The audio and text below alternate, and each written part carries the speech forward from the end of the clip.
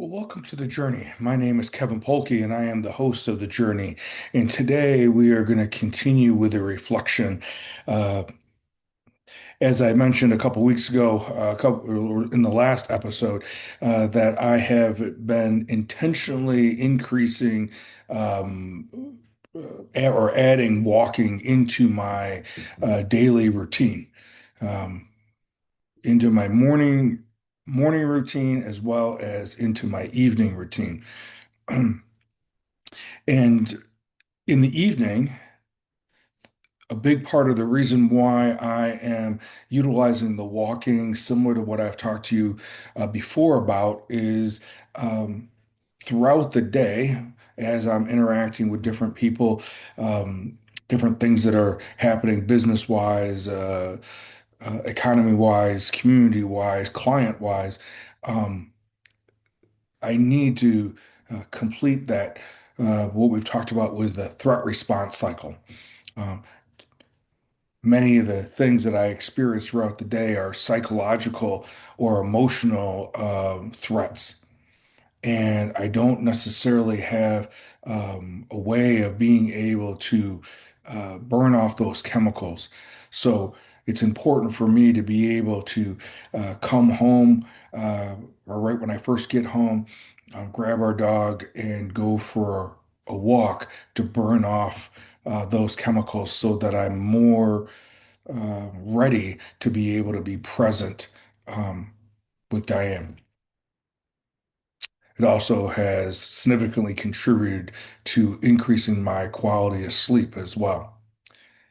In the morning, before I go and do weightlifting and the anaerobic activity, I've been taking our dog for a walk in the morning.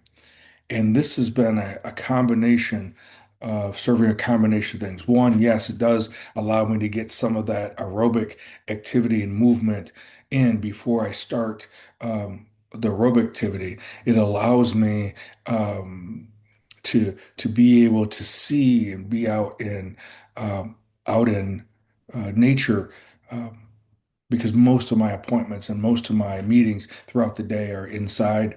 So it allows me to start that day that way. And then as I'm going around the neighborhood, as of right now, that's where I've been walking, I'm seeing, as we talked last week, spring coming alive. The flowers that are blooming, the trees that are blooming, um, what some of my neighbors have been doing regarding getting their yards and their homes ready for spring.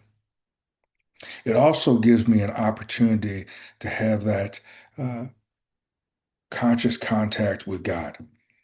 I'm able to pray for family and friends who may be struggling with something.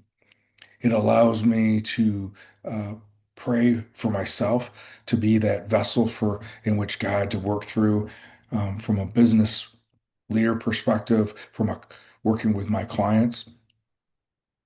It allows me to practice being open, in doing the best I can to get out of the way of my thoughts.